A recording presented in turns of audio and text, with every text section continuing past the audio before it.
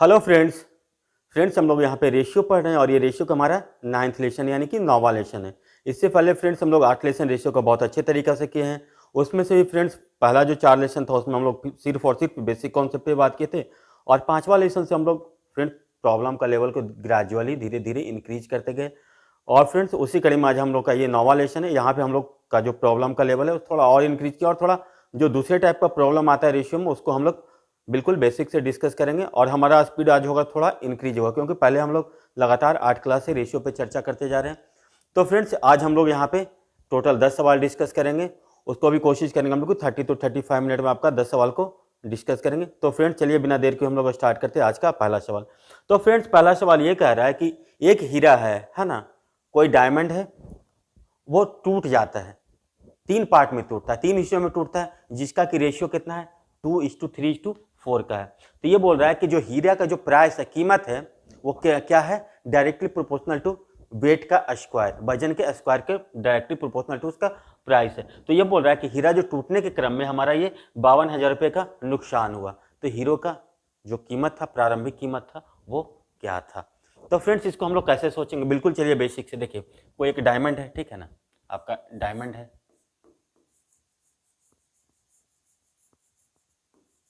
इसका अज्यूम कर लेते हैं वेट आपका W है। ये 3 पार्ट में ब्रेक हो गया, ठीक है ना, 1, 2 और 3। ये पार्ट है आपका W1 is to W2 is to W3। देखिए 3 पार्ट में ब्रेक हो गया। तो इसका रेशियो क्या है आपका 2:3:4 का रेशियो। तो फ्रेंड जब ये ब्रेक हुआ W1 W2 W3 में, तक जो कंप्लीट बोलेंगे तो W का वैल्यू कितना देगा 2 3 5 4, कितना हो जाएगा आपका, ये W का वैल्यू कितना हो जाएगा आपका, W का वैल्यू हो जाएगा आपका 9। अब देखिए एक चीज यहाँ पे और क्या कह रहा है कि प्राइस है इसका जो कि डायरेक्टली प्रोपोर्शनल टू क्या है आपका वेट का स्क्वायर का, यानी कि इसको हम लोग ऐसे भी लिखते हैं P is directly proportional to आपका वेट स्क्वायर, है ना, या ऐसे भी इसको लिखते हैं P equal to K into W square, ठीक है। तो देखिए इसको हम लोग अब कैसे सोचेंगे, तो सोचिए कि इसका प्राइस अगर P1 है, इसका प्राइस P2 है और इसका प्राइस P3 है, इसका प्राइस आपका P है, ठीक है ना। देखिए P1 कितना हो जाएगा आपका 2 का स्क्वायर, है ना, 2 का स्क्वायर हो जाएगा, ये आपका हो जाएगा 3 का स्क्वायर, ये हो जाएगा 4 का स्क्वायर, ठीक है। यही कुछ होगा, इसी रेशियो में होगा आपका, ठीक है। तो इनकी P1 P2 P3 का रेशियो कितना हो गया आपका 4:9:16 का रेशियो हो गया, ठीक है। अब देखिए इसका ये जो प्राइस होगा ये किसके प्रोपोर्शनल हो जाएगा आपका 9 का स्क्वायर का, है ना, यानी कि ये सोचिए कि P कितना हो जाएगा आपका 81। अब देखिए टोटल प्राइस फ्रेंड्स कितना हो जाएगा, अब देखो ये ब्रेक होगा तो 9 4 कितना होता है 13, और 13 + 16 कितना हो गया आपका ये 29, है ना। अब ये बोल रहा है कि कितना का नुकसान हो रहा है 52,000 का। 52,000 का मतलब क्या हो रहा है 81 - 29, 81 - 29 का वैल्यू कितना हो रहा है फ्रेंड्स आपका 81 - 29 का वैल्यू कितना हो रहा है आपका, देखिए 81 - 29 का वैल्यू आपका कितना हो रहा है, देखिए 81, यही ना आपका नुकसान हो रहा है, तो कितना हो गया 81 - 29 का जो वैल्यू है वो किसके कॉरस्पॉन्डिंग है आपका 52,000 का, ठीक है ना, यानी कि 52 किसके कॉरस्पॉन्डिंग है 52,000 का।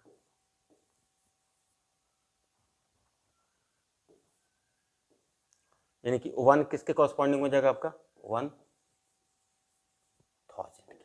ठीक है ना।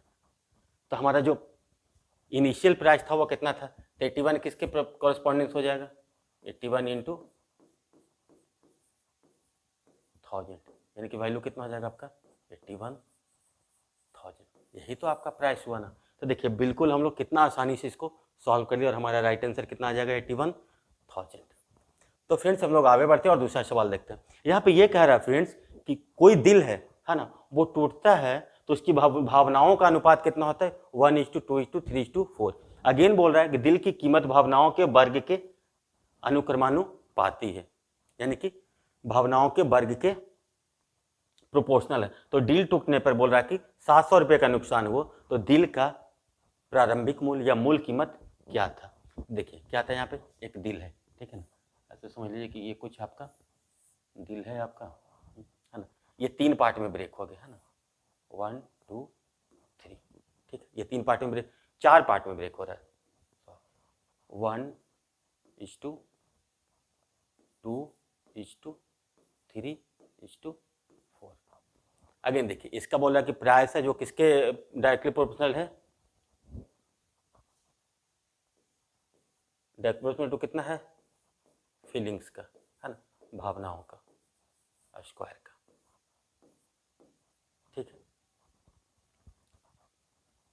तो देखिए ये क्या हुआ आपका, ये फीलिंग्स का रेशियो है ना,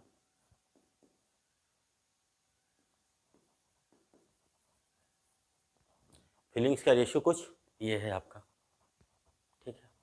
तो इनका जो प्राइस का रेशियो होगा वो क्या हो जाएगा आपका,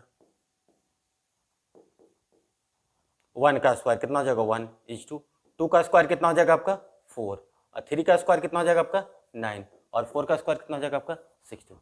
अब देखिए इस 1:2:3:4 के अनुपात में टूटा है, यानी कि सोचिए कि वजन तो इसका कितना हो जाएगा, अगर उस तरीके से 4 3 7 2 9 1 10, तो ये टोटल कितना है ये, तो सोचिए अगर ये P है तो P कितना के डायरेक्ट प्रोपोर्शनल हो जाएगा आपका 10 का स्क्वायर का, ये होगा ना, यानी कि इसको लिख सकते हैं P डायरेक्ट प्रोपोर्शनल टू कितना हो गया आपका 100, है ना।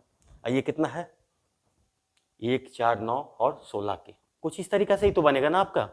तब देखिए बोल रहा है टूटने के बाद कितना का नुकसान हो रहा है 700 का, तो देखिए 16 9 कितना हो रहा है आपका 25, 25 4 29 1 30, ठीक है ना, ये 30 है, ये आपका कितना है 100 है, तो नुकसान कितना हो रहा है आपका 100 माइनस 30, ये हो रहा है ना 100 माइनस 30, पहले होना चाहिए थे इतना के रेशियो में, अब हो रहा है 30, तो ये किसके इक्विवेलेंट है आपका 700 का, यानी कि 70 इक्विवेलेंट आपका कितने का 700 का, तो आपका फ्रेंड्स 1 इक्विवेलेंट कितना हो जाएगा आपका 700/70 कितना हो जाएगा आपका 10 का।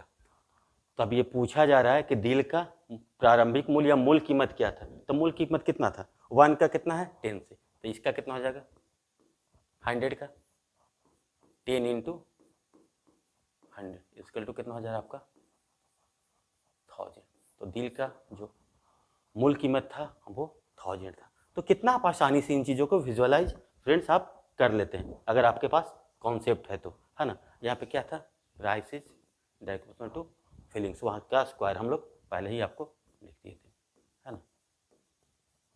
इस तरीके से हम लोग सोचेंगे, तो देखो 1:2:3 में ये ब्रेक कर रहा है, यानी कि टोटल इसका कितना हो रहा है 1 2 3 3 6 4 10, है ना, ये टोटल कितना था ये 10। तो इस तरीके से फ्रेंड्स हम लोग इसको सॉल्व कर लेंगे। तो फ्रेंड्स हम लोग अब अगला क्वेश्चन देखते हैं। तो यहाँ पे ये कह रहा है फ्रेंड्स कि कोई 3 व्यक्ति है ना जो ए से स्थान बी के लिए पैदल चलते हैं ना, 3 व्यक्ति है, मान लीजिए कि पी क्यू आर है या 1 2 3 मान लेते हैं, 1 2 3 मान लेते हैं, 3 व्यक्ति ये ए से बी के लिए पैदल चलते हैं, और बोल रहा है कि इनकी चाल का अनुपात स्पीड का अनुपात कितना है 4:3:5 का, है ना, यानी कि S1:S2, स्पीड को अगर हम लोग बोले तो क्या बोलेंगे S1:2:S3 का रेशियो आपका कितना है आपका 4:3:5 का, है ना। और डिस्टेंस आपका क्या है ए टू बी का क्या है आपका कांस्टेंट है, सारे लोग क्या चल रहा है ए से बी के चल रहा है ना, कांस्टेंट, अगर हम लोग इसको मान लेते हैं डी है, ठीक है। तो कुछ इस तरीका से होगा, ठीक है ना। तो स्पीड इक्वल टू क्या होता है फ्रेंड्स डिस्टेंस बाई टाइम, देखिए स्पीड इक्वल टू क्या होता है आपका डिस्टेंस बाई,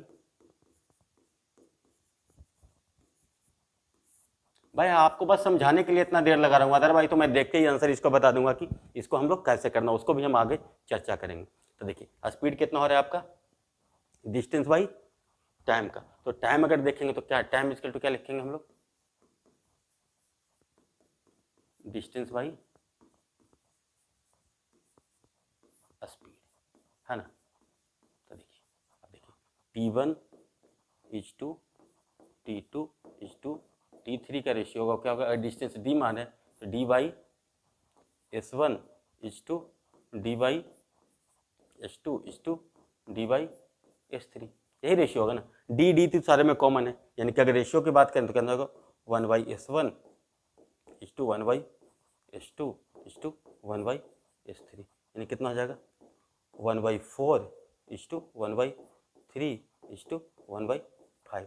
तो रेशियो के लिए सबसे आसान तरीका क्या होता था, इसका एलसीएम ले लीजिए, है ना, और सारे में मल्टीप्लाई। तो इसका 4 12 25 60 एलसीएम हो जाएगा, कितना हो जाएगा 60/4 इज टू 60/3 इज टू 60/5। इसको क्या लिख सकते हैं हम लोग 15 इज टू 20 इज टू 12। ये हो गया आपका एकदम परफेक्ट तरीका, इस तरीका से हम लोग इसको सोचेंगे।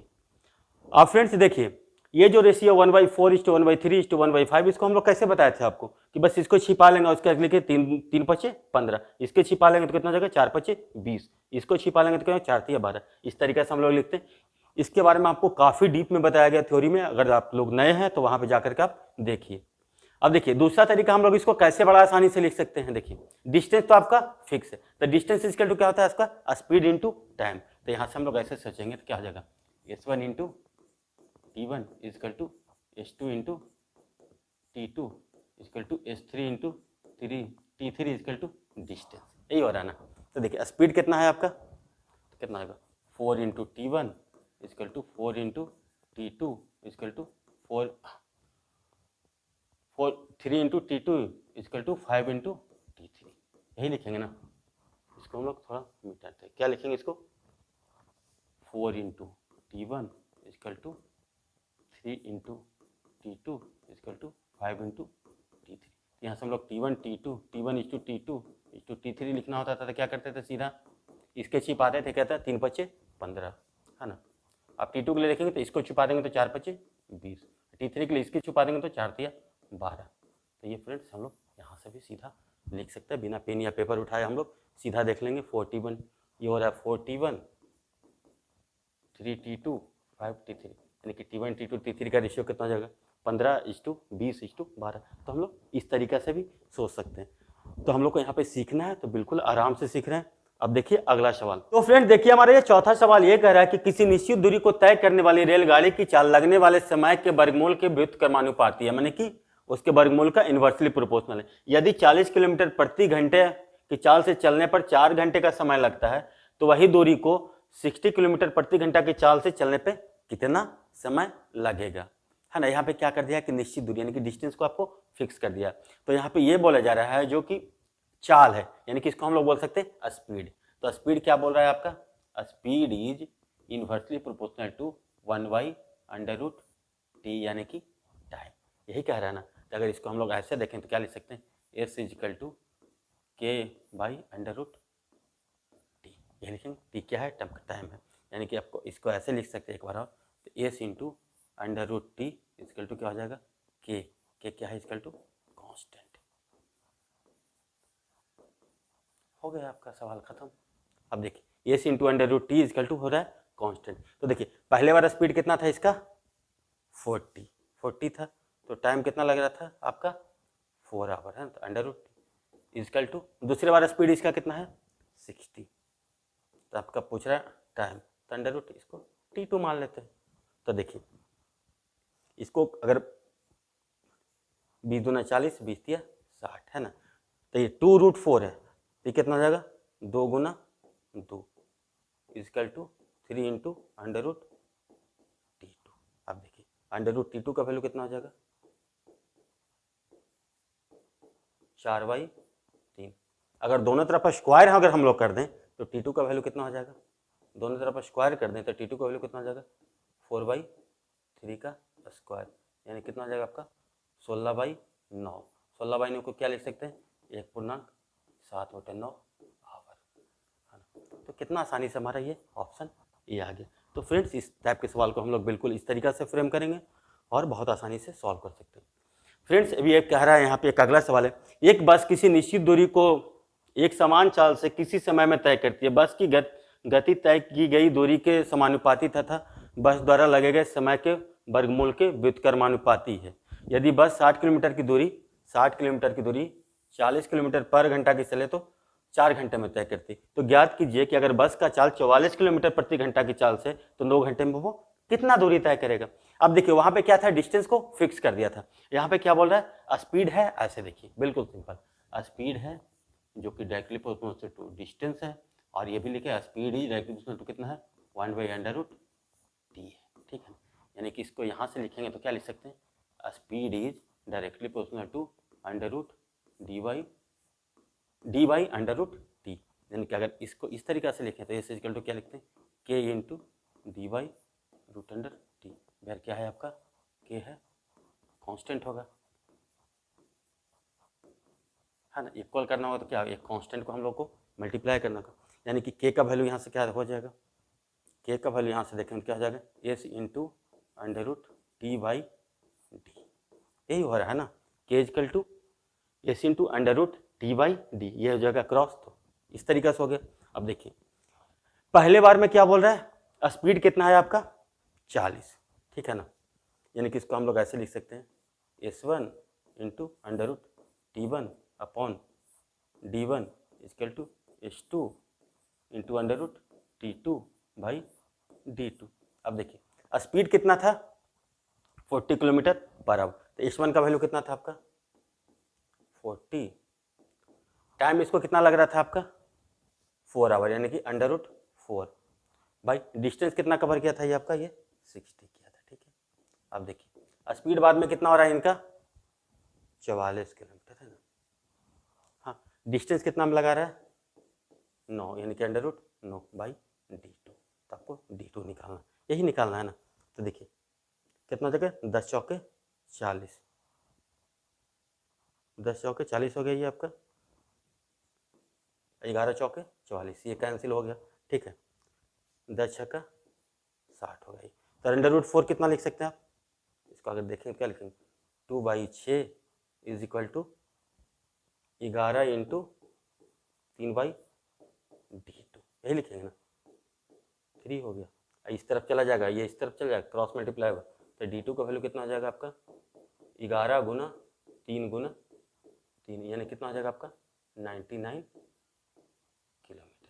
तो फ्रेंड्स आपका ये इस तरीके से हम बता सकते हैं कि ये 99 किलोमीटर का दूरी तय करेगा बहुत आसानी से। तो फ्रेंड्स अब अगला सवाल हमारा ये कह रहा है कि किसी तार का प्रतिरोध है ना, जो कि किसी भी वायर का रेजिस्टेंस है, उसके लंबाई के अनुक्रमानुपाती, यानी कि लंबाई के प्रोपोर्शनल है और उसके त्रिज्या के वर्ग का व्युत्क्रमानुपाती है। तो फ्रेंड्स हम लोग ये जो रेजिस्टेंस है, प्रतिरोध है, इसको हम लोग R से डिनोट करते हैं। तो देखिए R क्या बोल रहा है, R is directly proportional to length, है ना, और ये बोल रहा है R is inversely proportional to 1/, यानी कि R is directly proportional to 1/r², हो गया आपका रेडियस। यानी कि यहाँ से हम लोग कंक्लूड करेंगे तो क्या होगा, R is directly proportional to L/r², है ना। इसको इक्वल में लिखे तो R इक्वल टू क्या लिखेंगे, K इंटू L/r का स्क्वायर। भैया K क्या है आपका, K आपका है कांस्टेंट, कोई कांस्टेंट होगा, यही होगा ना। तो यहाँ से देखेंगे तो हम लोग क्या देखेंगे, R/K is equal to L/r²। अब देखिए यहाँ पे ये कह रहा है प्रतिरोध समान है ना, प्रतिरोध समान है, यानी कि R1 is equal to R2 है, प्रतिरोध समान है, K कांस्टेंट है, यानी कि डायरेक्ट क्या हो रहा है आपका L इज, ये क्या है आपका समान है, यानी कि क्या है आपका कांस्टेंट है, ठीक है। और ये तो कांस्टेंट है ही ऑलरेडी, यानी कि क्या हो जाएगा आपका L/r² is equal to constant, ठीक है। तो इससे हम लोग क्या कंक्लूजन निकल रहा है आपका, L1/r1 का square is equal to L2/r2 का स्क्वायर, है ना। यानी क्या है आपका L है जो कि डायरेक्टली प्रोपोर्शनल टू कितना रेडियस के स्क्वायर के है। तब देखिए L1 क्या यहाँ पे बोल रहा है, ये बोल रहा है कितना, जो बड़ा लंबाई है, तो L1 है आपका कितना 162 है, ठीक है ना भाई। R1 बड़ा कितना रेडियस है आपका 9, यानी कि 9 का square is equal to L2 by कितना हो जाएगा आपका 8 का स्क्वायर, ये आपका 9 का स्क्वायर। अब देखिए क्या हो जाएगा ओके आपका 162 upon 81 equal to L2 by 64, 81 टू जा यानी कि L2 का वैल्यू कितना हो जाएगा आपका 64 इंटू 2 यानी कि 128 सेंटीमीटर। फ्रेंड्स यहाँ से जब हम लोग समझ लिए थे कि L is directly proportional to R का स्क्वायर है, तो देखिए 9 का स्क्वायर कितना होता है आपका 81 है, यानी कि 81 का ये 2 गुना पे बैठा हुआ था, 81 का ये 2 गुना पे बैठा था ना, 81 मल्टीपल 2 था। तब सिमिलरली सोचिए 8 का स्क्वायर कितना होता 64, तो 64 गुना 2 कितना हो जाता आपका 128। आपको पेन उठाने का जरूरत नहीं था, हम लोग उस तरीका से सोच लेते कि क्या है आपका स्क्वायर के प्रोपोर्शनल, यानी कि कितना है स्क्वायर कितना होगा 9 का 81 का कितना गुना पे ये 162 है, 2 गुना पे बैठा हुआ है, तो 64 का कितना 2 गुना कितना हो जाएगा आपका 128, तो 128 फ्रेंड्स आपका राइट आंसर हो जाएगा। तो फ्रेंड्स बिल्कुल बेसिक से चलते हैं और हर चीज़ को बहुत आसानी से आपका हो जाएगा। अब देखिए ये कह रहा है आपका एक निश्चित समय में 2 नलों में बहने वाले पानी की मात्रा उसके व्यास के वर्ग के समानुपाती है तथा 2 बर्तनों के आयतनों का अनुपात 26:9 का है। यदि वो बर्तन उन नलिकाओं द्वारा क्रमशः 2 और 13 मिनट में भरे जाते हैं तो उन नलिकाओं के व्यास की तुलना कीजिए, है ना। तो क्या बोला यहाँ पे निश्चित समय में 2 नलों में बहने वाले पानी की मात्रा, पानी जो बह रहा है यानी क्या हो रहा है आपका rate of flow, flow per unit time. देखिए फ्लो पर यूनिट टाइम है वो क्या है आपका फ्लो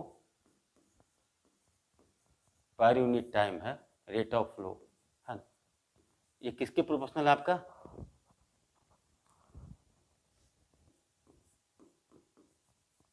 डायामीटर का स्क्वायर का, ठीक है ना। तो हो गया डायमीटर के स्क्वायर के प्रोपोर्शनल है। और ये बोल रहा है कि बर्तनों को कम से कम दिए क्रमशः 2 और 13 मिनट में भरते हैं, यानी कि क्या हो रहा है आपका 2 बर्तन है तो सोचिए कि अगर T1 इक्वल टू आपका है कितना 2 मिनट, तो T2 इक्वल टू आपका कितना हो जाएगा आपका 13 मिनट, ठीक है 2 बर्तनों के लिए। अब देखिए फ्लो इनटू टाइम क्या हो जाएगा आपका rate of flow into time क्या हो जाएगा आपका वॉल्यूम हो जाएगा, है ना। Rate of flow into time कितना हो जाएगा आपका वॉल्यूम हो जाएगा। क्या लिखते हैं हम लोग rate of flow into time क्या है आपका वॉल्यूम होता है। अब देखिए रेट ऑफ फ्लो क्या है कैसे है आपका डायमीटर के स्क्वायर के है, ठीक है ना। तो देखिए तो आप ऐसे सोच सकते हैं D1 का square into T1 equal to volume, volume एक बार कितना है आपका 26 अगर हम मान लेते हैं 26:9 है। और दूसरा बार में देखेंगे तो क्या लिखेंगे इसका D2 का square into T2 is equal to क्या बोल सकते हैं हम लोग 9, यही लिख सकते हैं ना 26:9 के, तो हम लोग इसको इस तरीके से डिवाइड कर दिए। अब क्या करते हैं इनको डिवाइड कर देते हैं, ठीक है ना। तो डिवाइड जैसे ही दोनों को करेंगे तो क्या हो जाएगा आपका D1 का स्क्वायर इंटू डिवाइड करेंगे आपको तो क्या हो जाएगा आपका D1 का स्क्वायर इंटू T1 आपका कितना है आपका 2 मिनट है, ठीक है T1 आपका 2 मिनट है। और देखिए D2 का स्क्वायर कर देते हैं, T2 कितना है आपका 13 मिनट है, इक्वल टू कितना है आपका 26/9 यही है ना। देखिए 2 है ये 13 दूना 26। अब देखिए D1 बाई D2 का स्क्वायर होगा उसको क्या लिखेंगे हम लोग 13/3 का होल स्क्वायर, है ना। यानी कि D1 बाई D2 कितना हो जाएगा आपका 13:3, है ना। यानी कि कितना हो जाएगा आपका 13/3 हो गया, यानी कि D1:D2 का जो वैल्यू होगा आपका कितना हो जाएगा आपका 13:3 का। तो फ्रेंड्स इसको हम लोग बहुत आसानी से इस तरीक़े से समझ करके कर सकते हैं। तो फ्रेंड्स हमारा आज का ये 8वां सवाल है। यहाँ पे ये कह रहा है कि कोई कंपनी अगर किसी वस्तु को प्रोड्यूस करता है तो क्या होता है उसको एक एक्साइज ड्यूटी देना पड़ता है। तो यहाँ पे ये कह रहा है कि जो कंपनी को जो एक्साइज ड्यूटी देना है वो क्या है जितना नंबर ऑफ प्रोडक्शन करेगा उसका इन्वर्सली प्रोपोर्शनल में का स्क्वायर में देना है ना। अगर सोचिए कि प्रोडक्शन वो n कर रहा है तो इसका जो एक्साइज ड्यूटी होगा वो डायरेक्टली प्रोपोर्शनल टू कितना हो जाएगा, E is directly proportional to 1/n²। एक्साइज ई को अगर हम लोग मान लेते हैं एक्साइज, तो ई क्या बोल रहा है कि डायरेक्टली प्रोपोर्शनल टू है 1/n² का, सीधा मतलब है ना।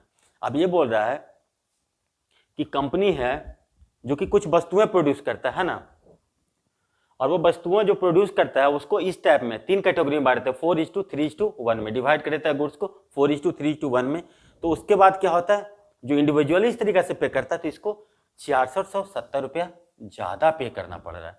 तो find the original tax amount of the company पे। तो अगर कंपनी को अगर सारा का सारा को एक साथ अगर पे करता तो किस तरीके से होता। देखिए कितना में है ये आपका 4:3:1 में है ना। तो टोटल कितना हो जाएगा आपका, टोटल कितना हो जाएगा आपका 8 है, यही हो रहा है ना। तब ये देखिए जो इसका जो एक्साइज ड्यूटी है जो कितना है इनवर्सली प्रोपोर्शनल टू, तो इसको हम लोग ऐसे लिख सकते हैं E = K/n²। तो देखिए यहां से क्या हो जाएगा, इस पे कितना लगेगा K/4 का स्क्वायर कितना हो जाएगा आपका 16 K/ कितना हो जाएगा 3 का स्क्वायर 9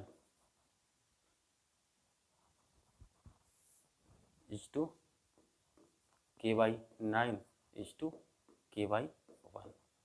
अगर जो टोटल पे लगता तो कितना लगता है K/8 का स्क्वायर, तो 8 का स्क्वायर कितना हो जाता है आपका 64, 8 का स्क्वायर 64 ही होता है ना।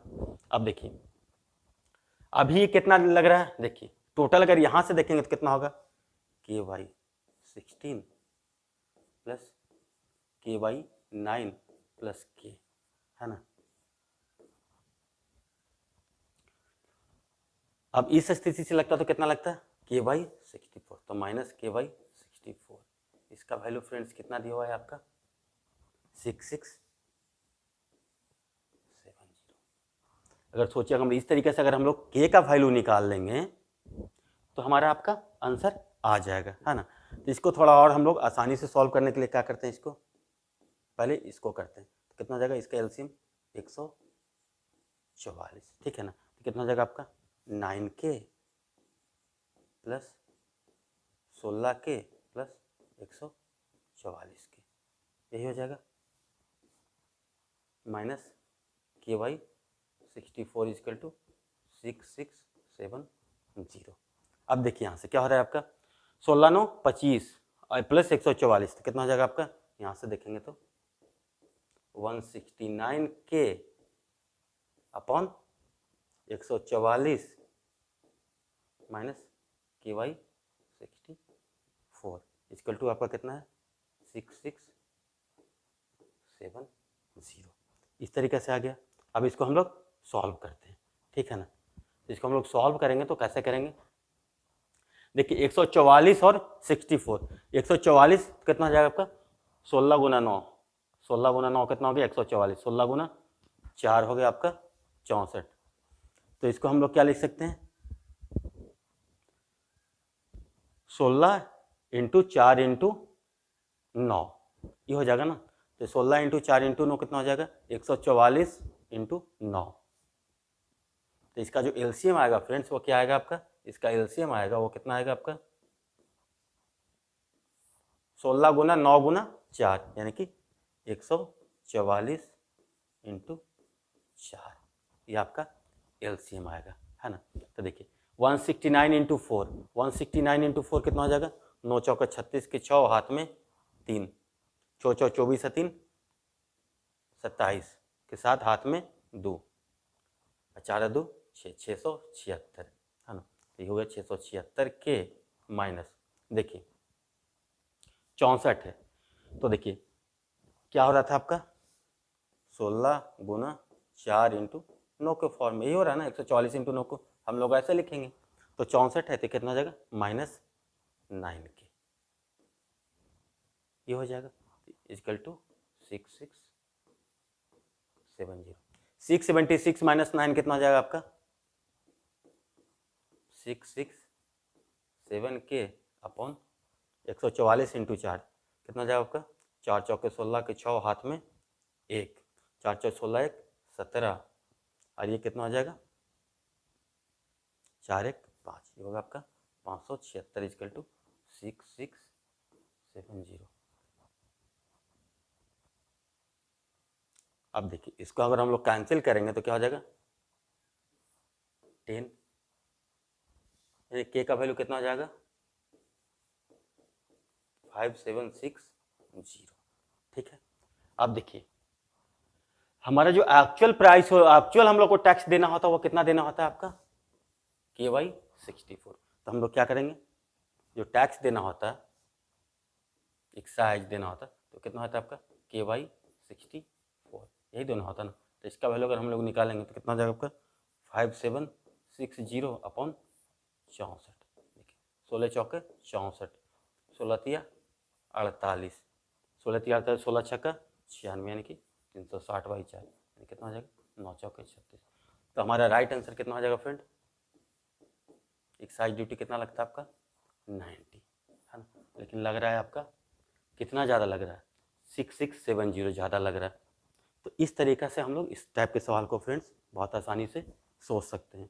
जो भी प्रॉब्लम है, आपको जो प्रॉब्लम कहता है उसको आपको बस वर्ड में जो है उसको आपको पेपर पे लिखते जाना है, आपका आंसर ऑटोमेटिक आ जाएगा। तो फ्रेंड्स देखिए आज का हमारा ये 9वां सवाल ये कह रहा है कि कोई इलेक्ट्रिक इंजन है जो बिना डब्बे के मैक्सिमम स्पीड उसका कितना है आपका 36 किलोमीटर पर आवर है। तो फ्रेंड्स इसमें ये कह रहा है कि जैसे ही हम इसमें डब्बा ऐड करते जाते हैं तो इसका स्पीड घटता जाता है, लेकिन जो स्पीड जो चेंज इन स्पीड हो रहा है वो किसके प्रोपोर्शनल है, डायरेक्टली प्रोपोर्शनल टू क्या है आपका under root of number of डब्बा एडेड। ठीक है ना। तो इसमें यह बोला जा रहा है कि अगर इसका स्पीड पहले 36 किलोमीटर था पर आवर और 9 डब्बा ऐड किए तो इसका स्पीड कितना हो रहा है 30 किलोमीटर पर आवर, यानी कि इसका चेंज इन स्पीड कितना हो रहा है 36 माइनस 30, यानी कि 6 किलोमीटर पर आवर का। और नंबर ऑफ डब्बा कितना ऐड कर रहे हैं 9। अब ये बोल रहा है कि ये मैक्सिमम कितना डब्बा खींच सकता है। तो इसका मतलब क्या हो रहा है, इसका जो स्पीड कितना हो जाए, अगर 0 पर हम लोग देखें स्पीड हो जाए इसका, यानी कि डेल्टा एस का वैल्यू कितना हो जाए 36 हो जाए, तो उस समय कितना आपका डब्बा खींचेगा। वो जितना डब्बा खींचेगा उसमें से अगर हम लोग एक माइनस कर देंगे तो मतलब कि कुछ ना कुछ स्पीड होगा जब वो उतना डब्बा ऐड होगा। इसको हम लोग कैसे सोचते हैं, देखिए डेल्टा एस क्या कर रहा है आपका चेंज इन स्पीड क्या कर रहा है फ्रेंड्स, डायरेक्टली प्रोपोर्शनल टू क्या है आपका under root N, where N क्या है आपका नंबर ऑफ डब्बा या कंपार्टमेंट, यानी कि डेल्टा एस इक्वल टू लिखेंगे तो हम लोग क्या लिख सकते हैं के इंटू अंडर रूट एन। ठीक है ना, यानी कि डेल्टा एस कितना हो जाएगा आपका भाई under root N equal to कितना हो जाएगा आपका के। डेल्टा एस क्या है आपका चेंज इन स्पीड। तो देखिए पहले स्पीड कितना था आपका 36 है ना, बाद में कितना हो गया आपका ये 30, चेंज इन स्पीड कितना हो गया 36 माइनस 30, डब्बा ऐड कितना किए हैं 9। ठीक है ना, 9 डब्बा ऐड किए, बाद में क्या हो जाएगा 36 था है ना, बाद में स्पीड कितना हो रहा है 0। ठीक है बेटा, नंबर ऑफ डब्बा कितना, नंबर ऑफ डब्बा हमको पता नहीं है तो अंडर रूट एन मान लेते। अब देखिए 36 माइनस 30 कितना हो गया आपका 6, अंडर रूट 9 कितना हो गया आपका 3 equal to 36 by root under N. अब देखिए 3 दूना 6, अब देखिए 2 से 18 ऐसे काट सकते हैं। तो अंडर रूट एन का वैल्यू कितना हो गया फ्रेंड्स 18, यानी कि एन का वैल्यू कितना हो जाएगा आपका 18 का स्क्वायर, यानी कितना हो जाएगा आपका 324। तो फ्रेंड्स ये सोचिए कि अगर 324 डब्बा इसमें ऐड कर दिया जाएगा तो इसका स्पीड बिल्कुल 0 हो जाएगा, यानी कि अगर इससे एक कम डब्बा ऐड कर दें तब कुछ ना कुछ तो इसका स्पीड होगा। तो इसमें क्या हो सकता है, इसमें से अगर एक घटा देंगे तो मतलब उतना डब्बा ये खींच सकता है। अगर ये 324 कर हो गया डब्बा तो क्या हो जाएगा इसका स्पीड बिल्कुल 0, यानी कि रुक गया, यानी कि इससे अगर एक डब्बा कम रहेगा तो इसके पास कुछ ना कुछ स्पीड होगा, मतलब कि वो खींच सकता भले वो रेंगता रहे, यानी कि इसका राइट आंसर कितना हो जाएगा आपका n-1। तो n-1 क्या हो जाएगा आपका इसका राइट आंसर। वहां पे क्या होगा कुछ ना कुछ स्पीड होगा है ना। जैसे n इक्वल टू कितना 324 हो रहा है तो क्या इसका स्पीड 0, यानी कि इसका हो जाएगा 324 माइनस 1, 324 माइनस 1 कितना होगा 323। तो फ्रेंड्स चलिए आज का हमारा ये लास्ट क्वेश्चन। तो फ्रेंड्स हमारा ये क्वेश्चन यहाँ पे ये कह रहा है कि प्लाई बोर्ड की कीमत उसके वजन के वर्ग के अनुक्रमानुपाती, यानी कि प्लाई बोर्ड का जो भी कीमत है उसके वजन के डायरेक्टली प्रोपोर्शनल है ना, वजन के वर्ग के, यानी कि W का स्क्वायर के, यानी कि प्राइस किसके प्रोपोर्शनल है आपका वेट का स्क्वायर का। सिंपल बात है, ठीक है ना, वेट का स्क्वायर W से वेट P फॉर प्राइस।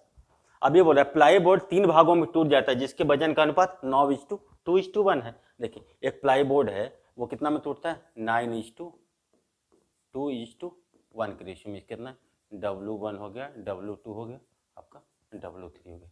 अब देखिए तो P1 P2 और P3 का रेशियो आपका कितना हो जाएगा, आपका वजन का स्क्वायर यानी कि 81 हो जाएगा 4, 2 का स्क्वायर 1, कुछ इस तरीका से रहेगा आपका।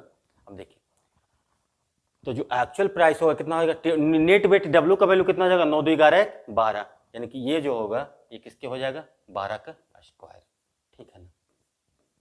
यानी कितना हो जाएगा आपका 144।